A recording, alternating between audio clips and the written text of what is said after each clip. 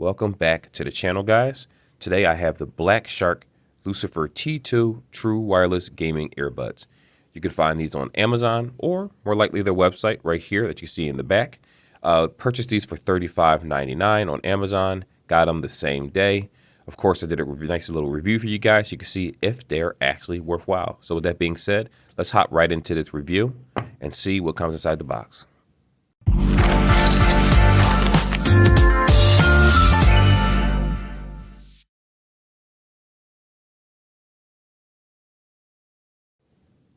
Now, I already did the liberty of opening the box up. So what comes inside of this is the actual instructions, which you will need this if you decide that you want to open it up and take a look at how the actual headset works. It does give instructions right here, what these do, how it charges, things like that. And the actual controls are inside here also. So we won't be talking over controls today, only because I'm not really a big fan of touch controls. So what I will do is leave this open for you guys right here to pause in case you decide to have these headphones. And what ends up happening is, what's the word? You lose your actual instruction manual. So there you go. Now, as for that, it does have USB-C inside of it. The headset has USB-C right on the bottom right here. As you can see, this is the indicator. So let's say I pop this open, left indicator, right indicator, it'll charge and let you know how charged it is. So when you look at these symbols right here, it means that the case is charged like 75 to 100%, and then it goes down like a typical battery charging case.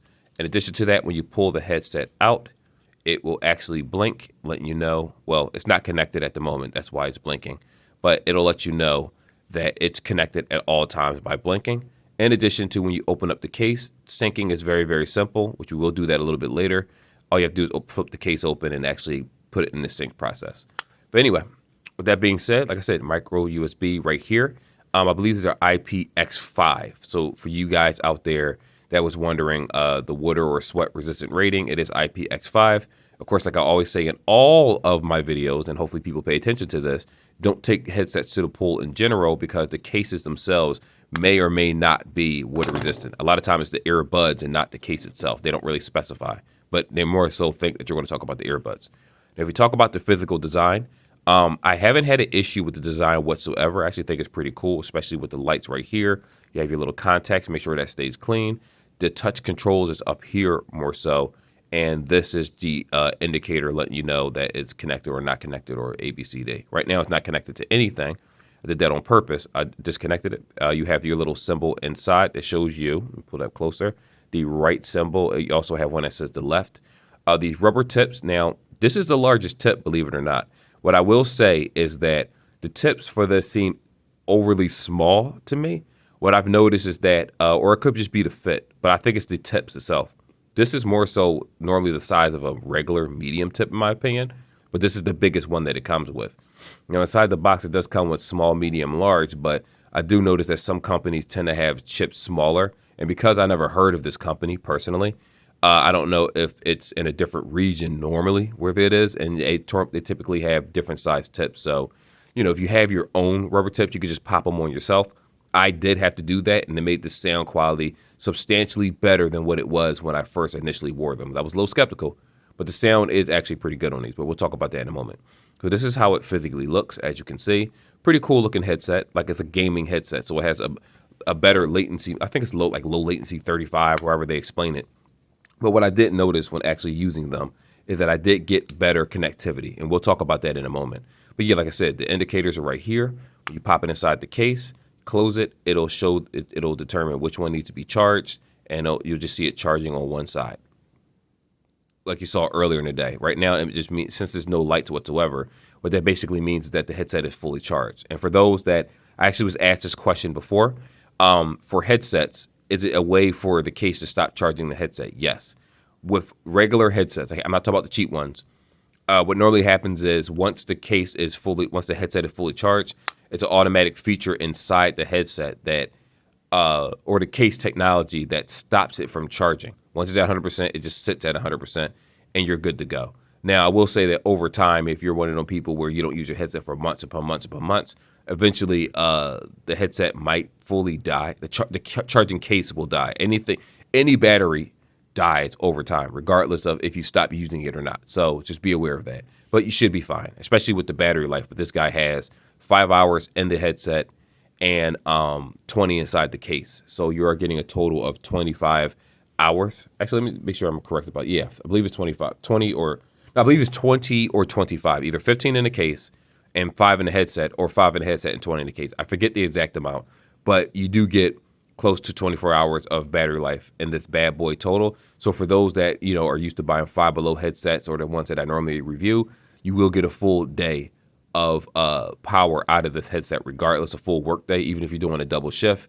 And again, I don't ever suggest leaving earbuds in your ear. Just throw them back in the case, let them charge up, give your ear time to just heal, in a sense, because when you wear something for too long, especially headsets or shoes, it can cause ear irritation in general. So just be aware of that.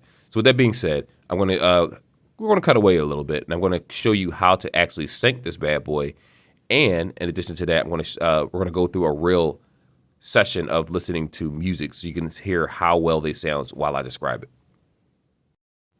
So 2 things that we're going to do initially, just so you guys know, I'm going to go through the sync process. All you have to do is just pop this lid open, and the headset's going to communicate with each other, and it's going to go into sync mode, or at least it should. The second thing, yep, right here, Black Shark Lucifer T2. That's what they're called. It doesn't look like there's any actual software for this particular headset. Now, I know they do make other types of headphones like these, but this is the first one that I purchased, so I figured, you know what? Why not? Huh, that's weird. Oh, so when the phone is in there, the color changes yellow when the phone is here. That's interesting. So anyway, the headset is now connected. We're good to go. What I'm going to go ahead and do is pop these in my ear. So like I was saying before, they are Bluetooth 5.2. And I believe it has like a low latency mode. Like when you look at the website, it actually shows you compared to some other brands. And what that is for, like let's say you put it in, I don't know why I said it like that. When you put these in like gaming mode, apparently it does a better job of playing sounds. And I have tried this Call of Duty, and I noticed that it did do a very, very good job of, let me find a file manager. It did do a very good job of having the sounds match up to the footsteps when I was playing a game when a person's running near me, gunshots, things like that.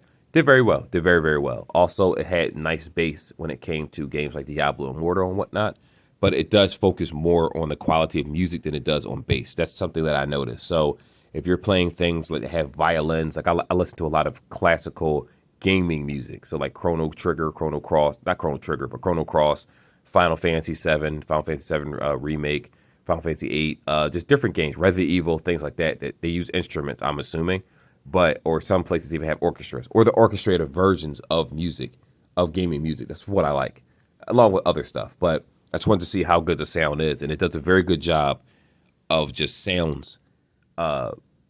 It's a good headset, put it that way. All right, so had the music playing. Like I said, I could hear the piano, the keys in the background. No, not the keys in the background, but I can hear the background sounds and the quality of the audio more so than the bass. Now, the bass isn't bad. Not saying that it's horrible or anything like that, but it's not as strong as, per se, the Life Note 3s or something that I'm used to using, or AirPod Pros. And I always say those as the industry standards because of how they sound. Sounds pretty good. This is a really rich sound. I like it.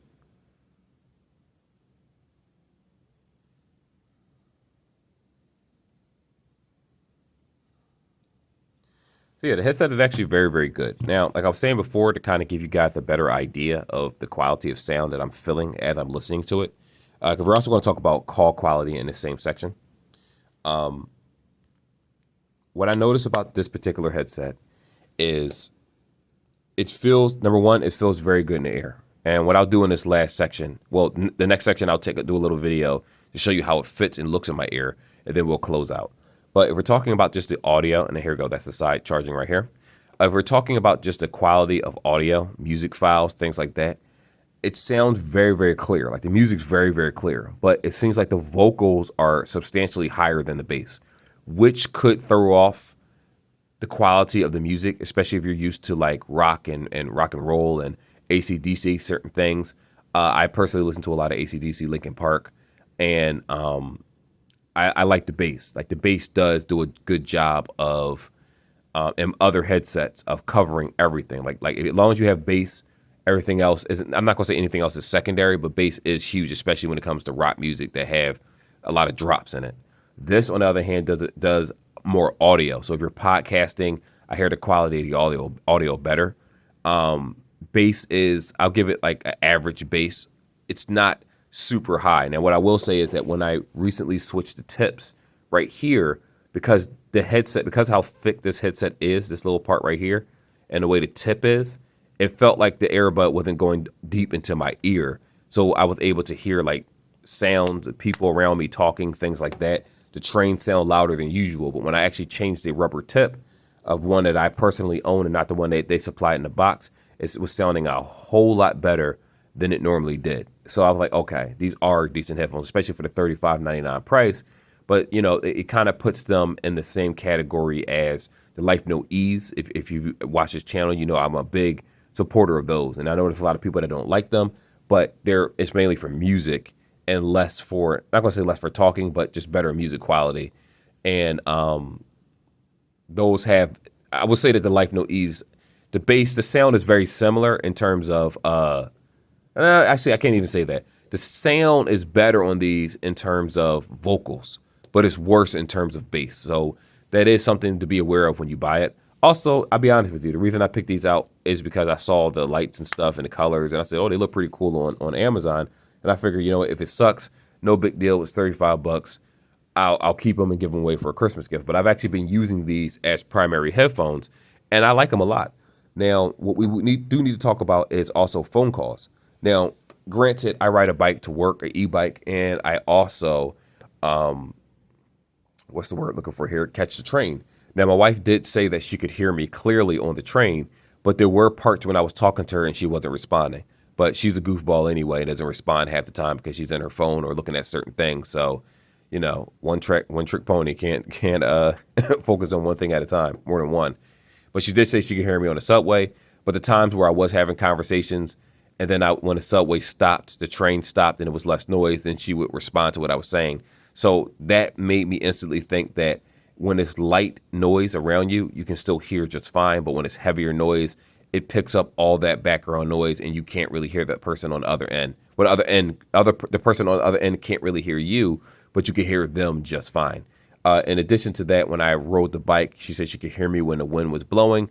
But when I was going downhill or going faster and it was like wind was whipping my face along with my ears very heavily, she couldn't really hear me. Like I would talk and again, she wouldn't say anything. So I'm under the impression that she couldn't hear me in those circumstances. But if you're just walking the streets regular, you shouldn't have any issues. If it's like heavy winds, it's a possibility that these guys won't work as well as, like I said, AirPods or Galaxy Buds, which to me are the industry standard of call quality. Like they have some of the best call quality that you're going to get in the earbuds. You can go buy an $800 pair of headphones if you want to, but the call quality on those are phenomenal where rain, sleet, snow, things like that, I don't have an issue. My wife can hear me just fine.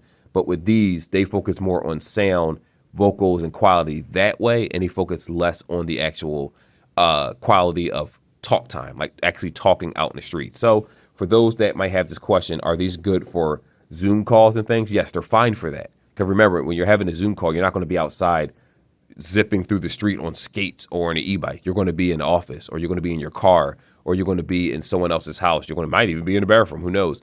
But the point is that you'll be in a situation, a hotel, wherever you are, and there's a low noise. You shouldn't have any problems whatsoever. So if you're in a car, right, you're driving and you happen to be on a call, just roll up your windows because you don't want all that background noise to hit everybody on the chat. In Zoom calls, the noise really picks up on speakers, especially if they're using the round speakers that's sitting on the conference speakers, whatever you call it. So yes, it will work just fine for that. It'll work for Zoom. It'll work for Discord. It even works for PCs. I hooked it up to my computer through Bluetooth, of course, and I was able to hear everything just fine. Playing Elden Ring, it sound great. Now, what I will say is that having a oval-shaped headphone in those conditions with the PC is obviously better because it does pick up more sound.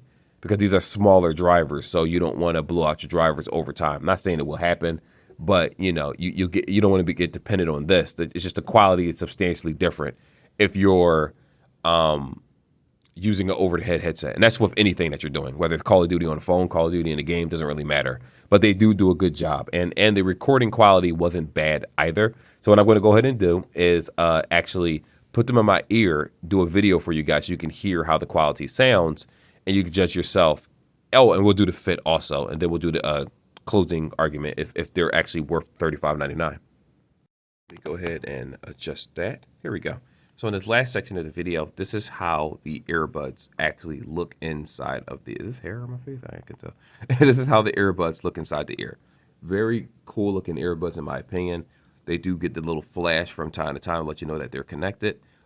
Easy to take out of the ear. You shouldn't have any issues whatsoever. And like we discussed before, it'll say left ear so you can fit it in the case properly. You shouldn't have any issues with that whatsoever. So as you can see, I just pop them right back inside. I don't have any issues. Now, the rubber tips that I'm using are the ones that come inside the box. So when I put them in, I can still hear everything around me. Normally, the suction of rubber tips fit in your ear and it blocks out a lot of the outside noise. But the earbuds that they actually give you inside the case don't do that. I think it's because wherever this region is from, maybe the earbud rubber tips fit differently. But if you decide to put your own rubber tips actually in there, like I have done previously, I just put the originals back on here for video purposes. It did block out a lot of the outside sound around me. These, with the original tips, in my opinion, they feel more like open ear earphones. That's how it sounds until you change the rubber tips to seal the inside of your ear, and then you start feeling the bass and the quality of music that you're used to when it comes to in-ear earbuds.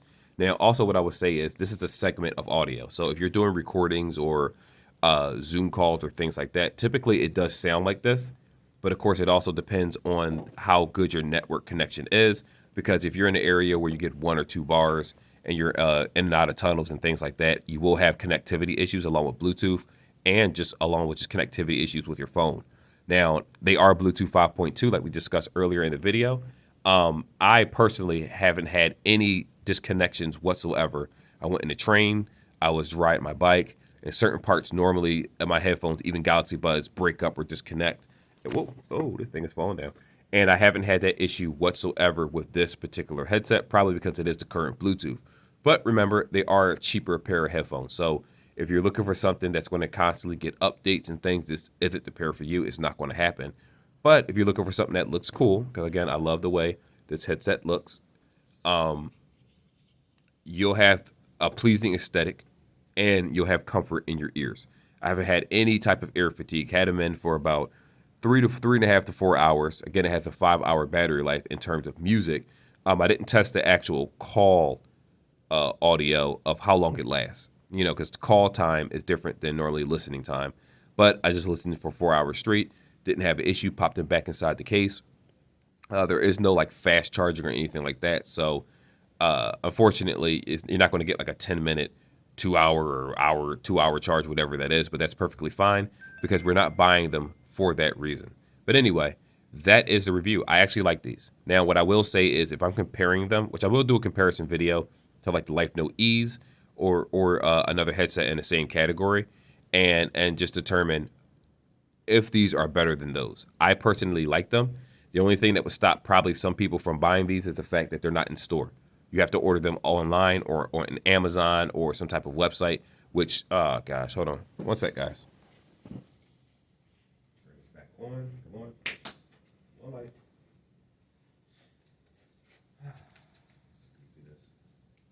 There we go. So it's back on. So anyway, like I was saying before the light decided to go out because it's a timer, again, other headsets you can find in store, and they're actually of similar value. Like the Life Note E's are normally, I think, $49.99, but a lot of times you can get them on sale for $29, $24. It depends on Best Buy, so you can find sales. But these are $35.99 regular from what I can see, from what I researched, and they're not bad. I like them, and I like the way they look. And people have been asking me, what the heck are those? And I'm like, yeah, exactly. You'll never get them. But anyway, that is a review. Like I said, I do suggest them if you're willing to wait the time to have them sent to your house. Again, I did next day or same day. I did same day delivery, and then I took some time to actually review them, and then put them on the channel. So if you want this to compare it to any other headset, I would definitely do that. Preferably a Life Note E's or something like that in the same price category. and then we can go from there. Till then, be safe, and yeah, just be safe.